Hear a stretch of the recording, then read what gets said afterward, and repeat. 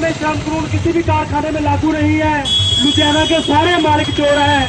किसी भी कारखाने में मजदूरों का पक्का हायरी कार्ड नहीं है, कोई पहचान पत्र नहीं है, कोई डॉक्टरी कार्ड नहीं मिलता, छुट्टी बोनस नहीं मिलता है। साथियों, इन मालिकों को आने वाले दिनों में और सुविधाएं देने के लिए मोदी सरकार ये कानून बना रही है कि आने वाले दिनों में मालिकों को कोई पूछने भी नहीं जाएगा। कोई लेबर इंस्पेक्टर, कोई फैक्ट्री इंस्पेक्टर मालिकों से कुछ ये भी नहीं पूछने जाएगा कि मजदूरों को क्या देता है क्या नहीं देता है।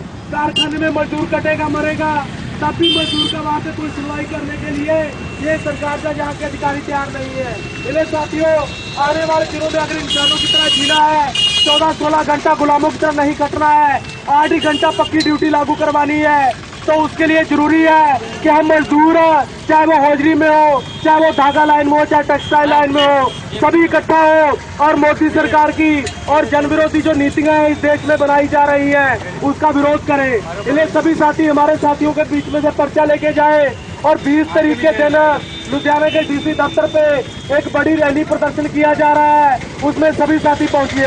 क्योंकि साथियों, जब तक हाथ पे हाथ धर के बैठे रहेंगे तब तक कोई हक अधिकार नहीं मिलने वाला है, तब तक कोई भी आके हमें दिलाने वाला नहीं है। क्योंकि पहले भी देश के कानून में 160 श्रम कानून बने हुए हैं, लेकिन वो श्रम कानून कहीं भी लागू नहीं होते हैं। इन मालिकों की गुंडागर्दी है, इनकी मनमानी है। वो जो मजदूरों को दे, काम करवा के पैसा दे, बेशक थप्पड़ मार के निकाल दे, इन लोगों के ऊपर कोई कार्रवाई नहीं होती है।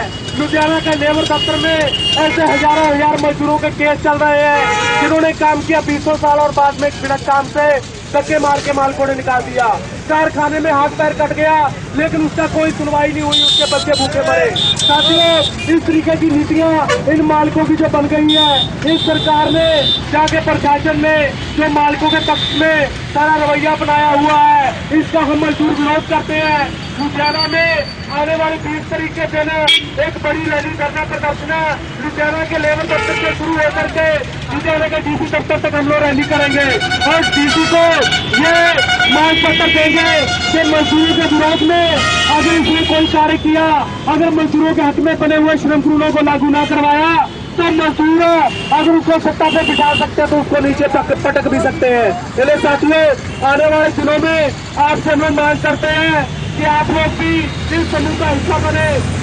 जैसे 5 लाख पहले पावरलूम मजदूर ने अपना संगठन बनाया है, ऐसे हाजिरी मजदूर भाइयों को भी हम लोग अपील करते हैं कि साथियों, 10-10 साल से आपके भी रेट नहीं बढ़े हैं, आप भी मालिकों की गुंडागर्दी के शिकार है। आप लोग भी इस समूह का हिस्सा बने। पूरे लुधियाना में जो लाखों मजदूर भाई है, हमारी एकजुटता कायम करे, तभी लुधियाना के मालिकों की गुंडागर्दी को खत्म किया जा सकता है। नहीं तो साथियों, कारखानों में 14-16 घंटा खटने के बाद कारखाने में मजदूर कट के मर जाता है, तो मालिक आसानी से मुकर जाते हैं, कह देते हैं मेरे यहाँ काम नहीं कर सकता। लुधियाना में हर रोज ऐसी दर्जनों घटनाएं होती है, दर्जनों हादसे होते हैं। इस शहर का जो लेबर अधिकारी है, इस शहर का डीसी है, सबको पता है कि मजदूरों का क्या अधिकार होता है। इन कारखानों में मजदूरों का अधिकार लागू नहीं है, मजदूरों के साथ गुंडागर्दी हो रही है। पर साथियों, वो लोग भी मालिकों पे कोई कार्रवाई नहीं करते हैं क्योंकि उनको उनका हिस्सा पहुंच जाता है। ऐसे ही देश की नई बनी जो मोदी सरकार है, उसको भी इस देश के पूंजीपतियों ने मोटा हिस्सा दे दिया है।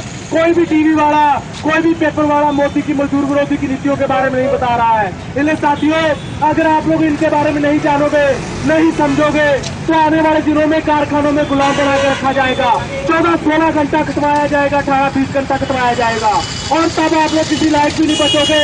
क्योंकि संगठन बनाने पे भी सरकार पाबंदी लगा रही है। पहले मजदूर संगठन बनाते थे तो अपना हक अधिकार लागू करवा सकते थे, पहले करवाया भी था, आज भी करवाया जा सकता है। लेकिन अगर ऐसे ही हम लोग हाथ पे हाथ धर के बैठे रहे, एक दूसरे का मुंह ताकते रहे, तो लाजमी है कि मालिकों की गुंडागर्दी और बढ़ेगी और आने वाले दिनों में मजदूरों को अपनाया जाएगा। इसलिए साथियों, मोदी सरकार जो कानून बदल रही है, मजदूरों का श्रम कानून खत्म किए जा रहे हैं, उनको पुनः लागू करवाना है, उसमें संशोधन रद्द करवाने हैं, तो इसके लिए पूरे देश के मजदूरों को आगे आना होगा। हमें जानना होगा कि हमारा हक अधिकार क्या है, हमें जानना होगा कि वो कौन कौन से कानून थे जो मजदूरों ने खून बहा करके बनवाए थे, जिनको आज एक कलम घसीटने से मोदी सरकार खत्म कर रही है। मजदूरों का कुर्बानी भरा इतिहास छुपा दिया गया है। आज टीवी में कोई मजदूरों के आंदोलन की इतिहास की खबर नहीं आती है, कोई मजदूरों के जीवन की खबर नहीं आती है। खबरें आती है